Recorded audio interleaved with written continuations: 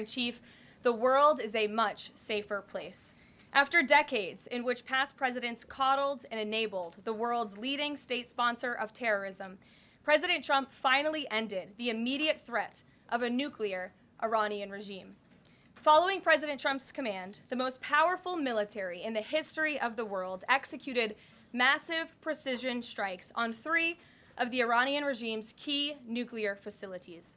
The objective of Operation Midnight Hammer was to destroy the regime's nuclear enrichment capacity and stop the grave nuclear threat posed to the United States, Israel, and the rest of the free world. The mission, which will go down in the history books, was an overwhelming success. Secretary of Defense Pete Hegseth and the chairman of the Joint Chiefs of Staff Dan Raisin Caine covered the operation in great detail at their briefing this morning at the Pentagon, and I encourage every American to watch it. As President Trump has said repeatedly, the United States of America has the greatest, fiercest, and bravest armed forces ever to stride the face of this earth, and we couldn't be more grateful and proud of our nation's warriors. The Iranian regime was weeks away from being able to produce a nuclear weapon that would threaten the entire world before President Trump took this decisive action on Saturday night to obliterate their nuclear capabilities. The contrast in leadership could not be more clear. Barack Obama and Joe Biden sent pallets of cash, American taxpayer dollars, in a failed attempt to buy the Iranian regime's compliance with a weak and ineffective deal. President Trump sent a fleet of American warplanes to destroy Iran's ability to produce a nuclear weapon. The United States and the entire world are safer because of this president's decisiveness. Despite agenda-driven leaks by the fake news media aimed at undermining this incredible accomplishment achieved by President Trump and our brave fighter pilots, there is broad consensus emerging already that Iran's nuclear capabilities were indeed destroyed.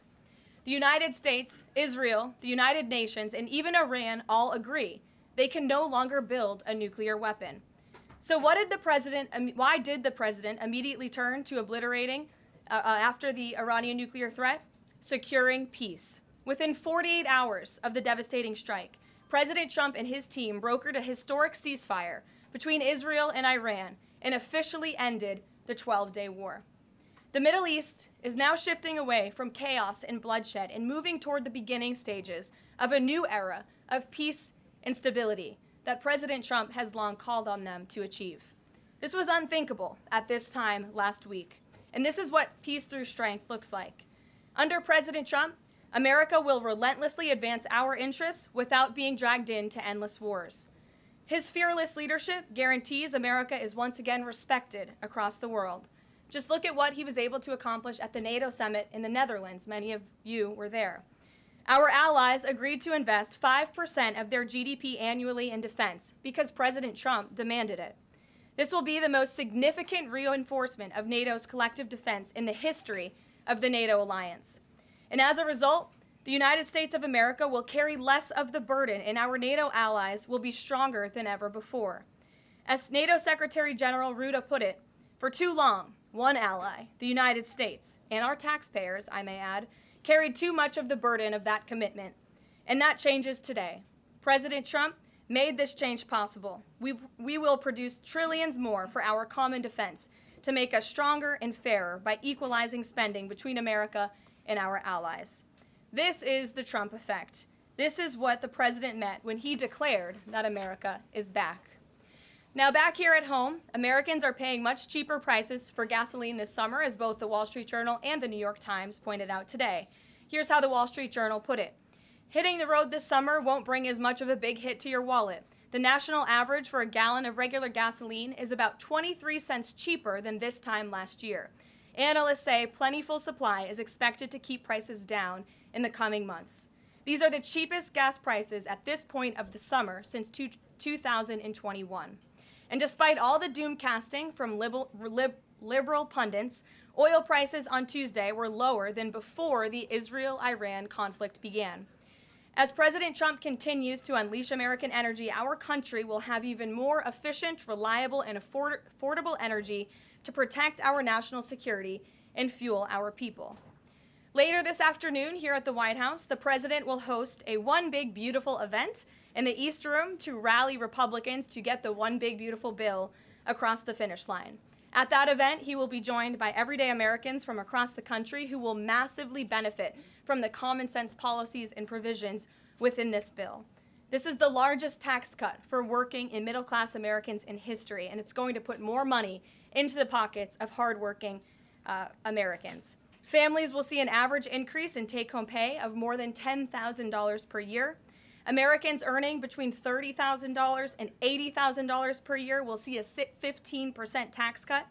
Overtime and tipped workers will save thousands of dollars annually. And our amazing seniors will receive historic financial relief by reducing the tax burden on their Social Security benefits. Simply put, this bill is going to unlock the golden age of America. And we look forward to continuing to work with the Senate and the House to see this bill on the President's desk for signature by Independence Day. Here in our new media seat today, we have Colin Anderson with the Washington Free Beacon, who will kick off our question and answer. Colin, go ahead. Thank you, Caroline. We reported yesterday on a briefing from the Israeli defense minister in which she said the U.S. and Israel are working together to monitor any attempts from Iran to rebuild their nuclear program, and also that if Iran was to do so, the U.S. and Israel would work together to once again destroy that nuclear program. Does that align with the president's thinking? Look, the president, as I said in those opening remarks, Colin, and thanks for being with us today, views the Middle East on its way to peace and prosperity. And the president used strength on Saturday night. The whole world saw that the United States is indeed the most lethal fighting force in the world with those precision strikes on Saturday evening. But the president wants peace. He always has. And right now we're on a diplomatic path with Iran. The president and his team, namely Special Envoy Witkoff, continue to be in communication with the Iranians and especially our Gulf and Arab partners in the region to come to an agreement with Iran.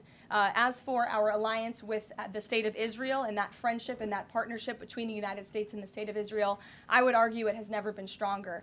And we see a new era in which perhaps some of these Gulf and Arab states can sign on to the Abraham Accords. That was one of the president's most signature accomplishments in his first term, and he'd like to see more of those countries sign on in this second term. And so we look forward to sustaining a long and durable peace in the region, and the president wants to do that through a diplomatic solution. But as he proved on Saturday night, he's not afraid to use strength if we need to do it. Gabe. Thanks, Caroline. The president mentioned in a Truth Social post that no enriched uranium was moved from Fordow. What about the other two sites, Isfahan and Natanz, and how can the president be so sure that no uranium was moved? Well, what I can assure you is that the United States and our intelligence agencies and Director Ratcliffe and the President's entire national security team were obviously watching these sites very closely in the weeks and the days leading up to the attack on Saturday, which I will add was one of the most secretive and successful operations in United States history. I think many of you in this room would agree with that because none of you in this room knew about the strike on Saturday until it took place. So we were watching closely, and there was no indication to the United States that any of that enriched uranium was moved prior to the strike. From any of the sites? Correct. And then one more thing, Caroline. Next week, the president mentioned that there would be talks with Iran. Didn't mention any details, and Iran has not confirmed them. Can you share any details about any potential talks next week? We don't have anything scheduled as of now, but I spoke to our Special Envoy Witkoff at length this morning, and I can assure all of you we continue to be in close communication with the Iranians and through our intermediaries as well, namely the Qataris, who have been an incredible ally and partner throughout this entire effort. And as I said, this administration is always focused on diplomacy and peace, and we want to ensure we can get to a place where Iran agrees to a non-enrichment civil nuclear program. And there are many other requests that the United States has. Those details continue to really, they're just starting. Of course, the operation was just on Saturday night, but we are in touch. And if there is a meeting, we will let you know, as we always do. Brian. Thank you, Caroline. It's two, one on trade. On the July deadline that's coming up for the trade deals, is that deadline still hard and fast for the president, or is he now considering even coming to trade deals after that deadline, and where is he on that going forward? I think the president has been asked this quite a few times by many of you in the media. I've heard him answer it at press conferences and at gaggles. He just spoke about it on Air Force One. The deadline is not critical. The president can simply provide these countries with a deal if they refuse to make us one by the deadline, and that means the president can pick a reciprocal tariff rate that he believes is advantageous for the United States and for the American worker, and he will continue to do that. But as for the deals, our United States Trade Ambassador, Jamieson Greer, I speak to him frequently. He's working very hard, and he has had very good and productive discussions with many of our key trading partners. And on the One Big Beautiful Bill, there's conversations on the Hill right now about the Medicaid cuts. Yeah, I'm curious if the final bill that the president's been talking about comes to him and it has Medicaid cuts in it, will he sign it, or would he rather just Congress do away with those cuts? I think our friends in both the Senate and the House know exactly where the president stands on Medicaid. He wants to get rid of the waste, fraud, and abuse, and they are working to do that in the Senate right now. Jennifer. Follow up on that, on the big beautiful bill, is there enough time for Congress to work through the issues it needs to work through? I'm saying, does the president need to move back his deadline a little bit? We expect that bill to be on the president's desk for signature by July 4th. I know that there was a ruling by the Senate parliamentarian this morning. Look, this is part of the process. This is part of the inner workings of the United States Senate, but the president is adamant about seeing this bill on his desk here at the White House by Independence Day. And then on Israel, is there a date set for the prime minister to visit the White House yet? Is he coming in a couple weeks? There isn't a date, but the prime minister has expressed interest in coming to the White House to meet with the president and come to Washington. The president is obviously very open to that, but we don't have a date. When we do, we'll let you all know. Kate. The president suggested he was open to sending more Patriot air defense missiles to Ukraine. Is that going to happen, and were there any other assurances that he made directly to Zelensky when they met? I'll let the president speak on that. That was a private conversation between he and President Zelensky, but the meeting was a good meeting, and it was a meeting towards progress, and the president, as he said, repeatedly wants to see this war come to an end, but I'll let him speak on that specific And point. Witkoff yesterday suggested that there would be more countries signing on to the Abraham Accords. What's the timeline on that, and which countries specifically is the administration looking to have sign on? Well, the president is certainly hopeful that more countries in the region will sign on to the Abraham Accords. Again, we want to see a long, withstanding, endurable peace in the Middle East, and that's the way to do it. And when the president met with the new president of Syria, that was one of the requests that he made for Syria to sign on to the Abraham Accords. I don't have a timeline for you, but this administration wants to see that happen, and our partners in the region should know that. Rachel. Thanks so much. Just to follow back up on the meeting that the president mentioned about wanting to have this meeting with the Iranians next week. Clearly there's a willingness here from the administration to want to meet with Iranian officials. What is the holdup here in trying to schedule it? Are you experiencing any resistance from the Iranians? No, have some patience. We just had this strike on Saturday night. The president secured a ceasefire. A lot has happened in the last week. He was just in the Netherlands. Now he's back home to have a big event this afternoon on the One Big Beautiful Bill and get our domestic priorities across the finish line. So we'll get there, and like I said, we're in constant communication. And just one more, just on the goal of the meeting. The president mentioned yesterday that it may not be necessary to have an agreement with the Iranians. What is the purpose, what would be the goal of this meeting? Again, to continue moving forward towards a long-standing peace in the Middle East. Jordan. Yes, Caroline, thank you. So the president had some harsh words for both Israel and Iran on Tuesday as he was departing from the NATO summit after they both violated the ceasefire, he said. What's your response to Americans who are worried the peace isn't going to last and think that Israel is trying to plunge us into another endless war on their behalf? I think the fact that the president was able to successfully negotiate a ceasefire when nobody thought that was possible, it was a surprise to everyone in this room, it was a surprise to the world, but the president got it done because he wants to see peace in this world. He does not want the United States to be dragged into these conflicts. Again, he's not afraid to use strength if he has to, but the president has already proven he can put America first and deliver on peace at the same time. They're not mutually exclusive goals. And then one more. You know, after Kari Lake, she testified in the House Foreign Affairs Committee on the waste, fraud, and abuse and the rot, really, in Voice of America and USAGF. The president called for Congress to kill it. What does that look like, and is the president willing to sign an executive order?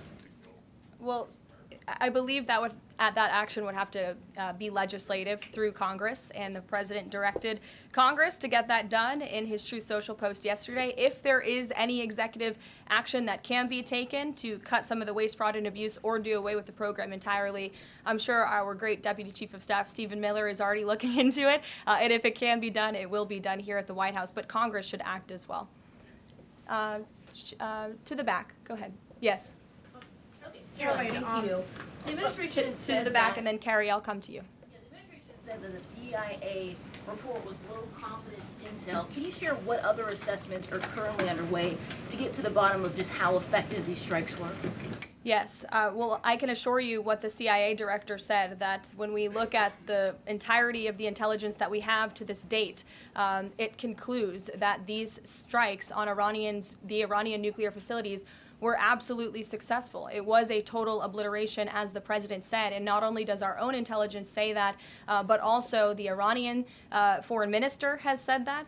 We saw Israel conclude the same thing based on their own intelligence. We also had the United Nations say that as well. So I think the only other time the United Nations, Israel, Iran, and the United States has agreed on something is that the sky is blue, but they all agree that Iran's nuclear facilities were completely demolished. And I would just like to reemphasize, you mentioned this was a low confidence preliminary intelligence assessment, and the entirety of that assessment was not leaked to the media. Only tidbits of that assessment were leaked to CNN. And we have seen this playbook run before, where you have people in the intelligence community, or perhaps on Capitol Hill, we don't know, but I believe the FBI is investigating to find out who that leaker was, because it's illegal and they should be held accountable for that, leaked bits and pieces of an intel assessment to push a false narrative. And it's to the same reporter, I will add, Natasha Bertrand of CNN, who has done this in the past. In 2020, it was Natasha Bertrand who had 51 intelligence analysts falsely lie to her, but she still put it on paper for some reason, that the Hunter Biden laptop story was Russian disinformation. We all know that's not true, right? We can all agree on that now. That was a lie from the intelligence community.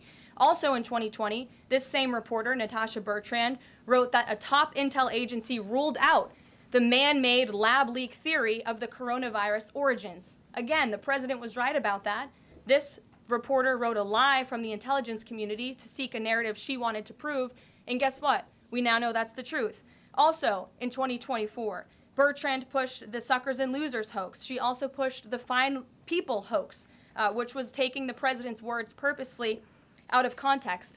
And then last October, and I believe this is notable, Natasha Bertrand published an article in Politico from the intelligence agency. She said that John Ratcliffe was speaking without any evidence when he said Iran was attempting to undermine President Trump's presidential campaign.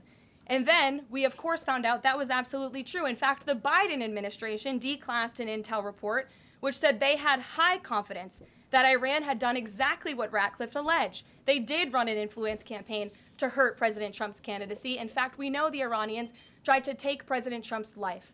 And so this is a reporter who has been unfortunately used by people who dislike Donald Trump in this government to push fake and false narratives. She should be ashamed of herself. And that's not what reporting is.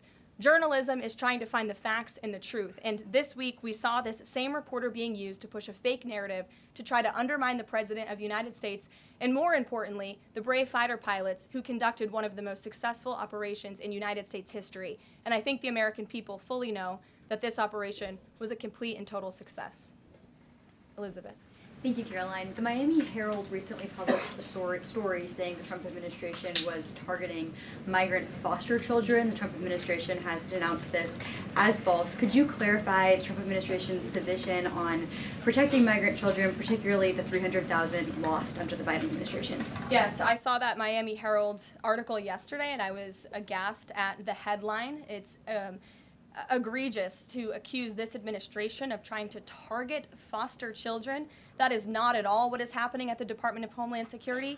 And I learned that the Department of Homeland Security actually tried to work in good faith with this reporter to get this story right, to explain that this administration is trying to protect foster children. We are trying to keep children out of harm's way, even if that means their parents are not law-abiding citizens. We want to protect children, unlike the previous administration, which allowed children to be trafficked and raped, and in some cases killed because of the open border policies. Unfortunately, the Miami Herald just completely degraded themselves with this report, despite having a full list of facts from the Department of Homeland Security. It's another example of fake news. And the May border numbers speak for themselves. Not a single illegal alien was allowed into this country because of this administration's border policies in the month of May. That means not a single child was allowed into this country, possibly with human smugglers or human traffickers. And we know that was happening at the rate of thousands and thousands of children every single month.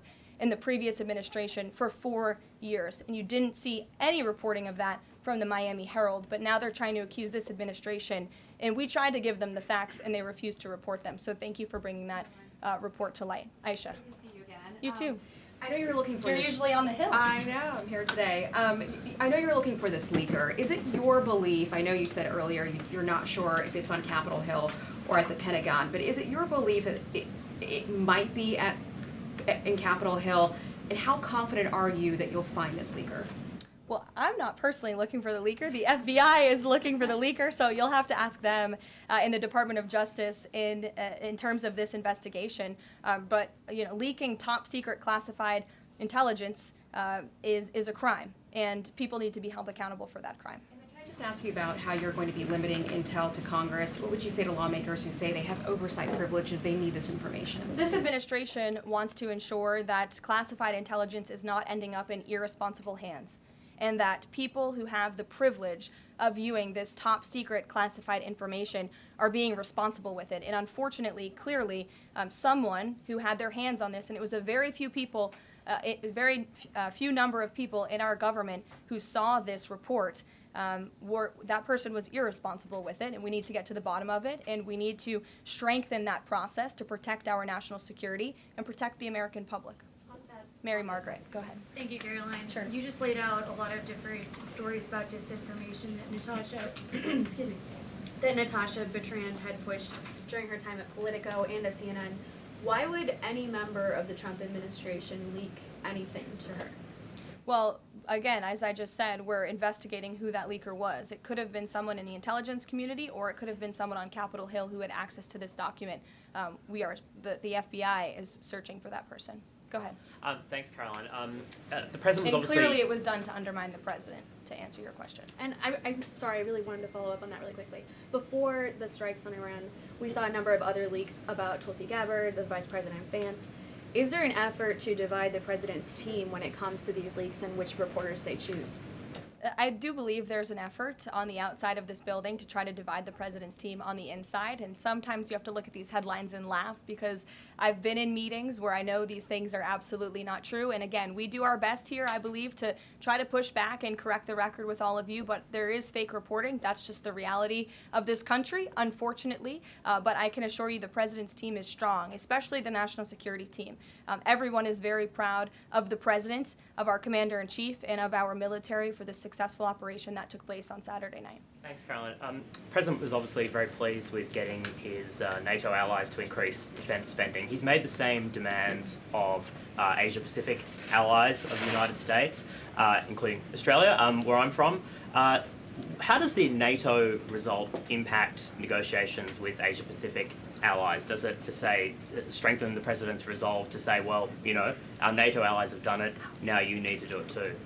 Yeah, I mean, look, if our allies in Europe and our NATO allies can do it, I think our allies and our friends in the Asia-Pacific region can do it as well. But as for our specific relations in those discussions, I'll let the president speak on those. And can I just ask as well, when he had to leave the G7 early, he missed out on a number of bilateral meetings that were scheduled with other world leaders, including the Prime Minister of Australia. Obviously, President Zelensky, he's managed to meet since then, but are there plans afoot to make up for those meetings with the world leaders that he missed out on? Yeah, I think many of those world leaders understood the situation happening in the Middle East and the urgency and the need for the president to get back to Washington to monitor that situation. And obviously that was the right call, considering the success of not only the operation on Saturday night, but also the ceasefire that the president has since brokered on behalf of not just our country, but the entire world, frankly.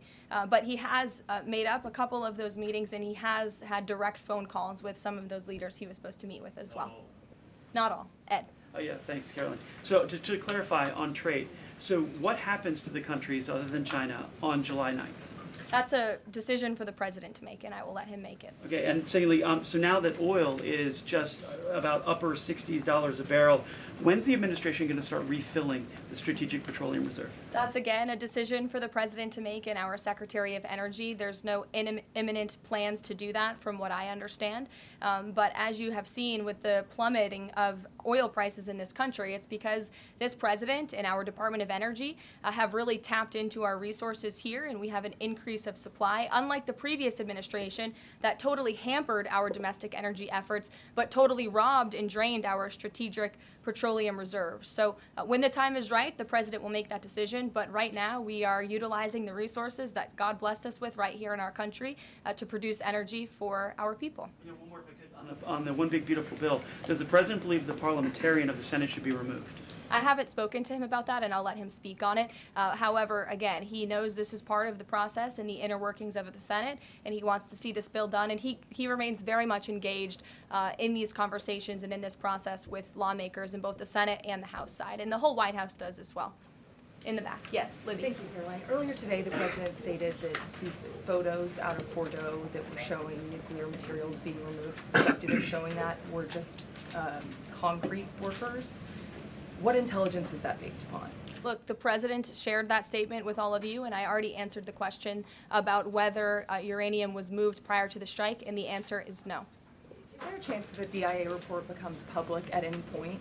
I don't think this administration is going to get into the habit of sharing classified, top-secret information. Those classifications exist for a reason, and I wish everyone who had the privilege of looking at these documents would respect that. Daniel? Thank you, Caroline. You've been emphatic that the president's expectations for the one big beautiful bill to hit that July 4th deadline. You had a big meeting on Capitol Hill yesterday with the Republican Study Committee. Did you walk away from that meeting pleased with what you heard? Did it bolster your confidence that Congress is able to meet that the expectation of the president? Yes, I did. The camaraderie at the Republican Study Committee was great. Members, expressed, their feelings about the bill, but as we saw, the bill passed through the House, despite many people believing it could not. So the House is ready to receive this bill back from the Senate so they can pass it and bring it to the president's desk. So it was a great meeting, and Republicans are very unified. And we also talked about the mayoral race in New York City and how the victory of the Democratic primary candidate really shows how far left and unhinged the Democrat Party has become. And Republicans truly are on the right side of every issue in this country. We are on the side of no men in women's sports, on the side of low taxes, secure borders. So that was the topic of discussion. And the unity was strong and the camaraderie was high. And I know everyone looks forward to being here at the White House for the bill signing next week. Sure. Thanks, Caroline. The Supreme Court ruled this morning that South Carolina is allowed to deem Planned Parenthood as not a qualified health care provider, and that will block it from receiving Medicaid funds. Does the White House have a statement on that ruling, and would the president support a standalone bill from Congress to defund Planned Parenthood at a federal level rather than letting each state determine it? I'll let the president speak on that legislative priority, but as for the Supreme Court ruling, the president has always maintained that Americans should not be forced to violate their conscience and their religious liberty by having their tax dollars fund abortions, and we're glad the Supreme Court ruled on that side today, or yesterday. Then on Iran, but on a domestic matter, in January, President Trump revoked security details for several former administrations, including Mike Pompeo, Mark Milley, and John Bolton. Given the heightened tensions with Iran right now, is he considering restoring those security details? That's not under consideration right now. Fran. If I could follow up on trade, and then I have a question about the bill as well.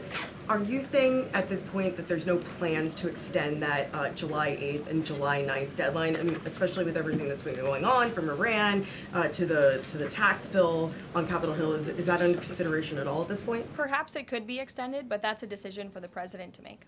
And as far as the bill itself goes, since the president has been back, what has he been doing beyond the event that he's having later today to try and get wobbly senators on board? Is he making phone calls, twisting arms? Is he having some people over to the White House? Can you tell us more about that effort? There have been meetings at the White House this week. I saw some senators rolling out of the Oval Office the other day, and the president remains on the phones talking to his friends in the Senate when necessary, and when they call, he picks up the phone. And I think that's why they greatly trust and respect his leadership.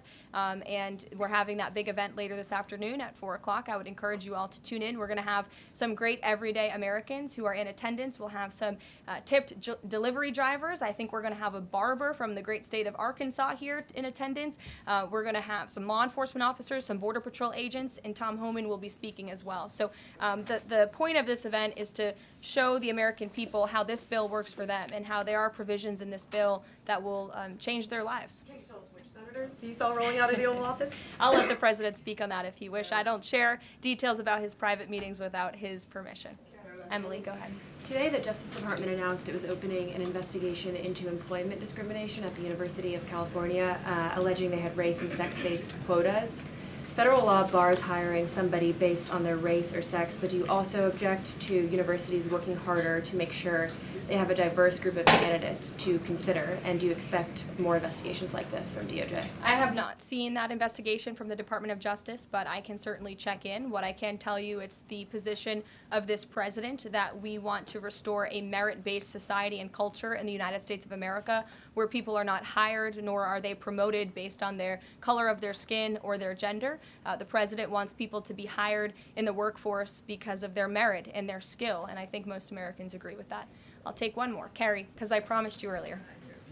So the Ayatollah Khomeini came out and said that Iran will, quote, never surrender to the U.S. That being said, what remains to do with the possible responses from Iranian proxies in the region and even in the U.S.?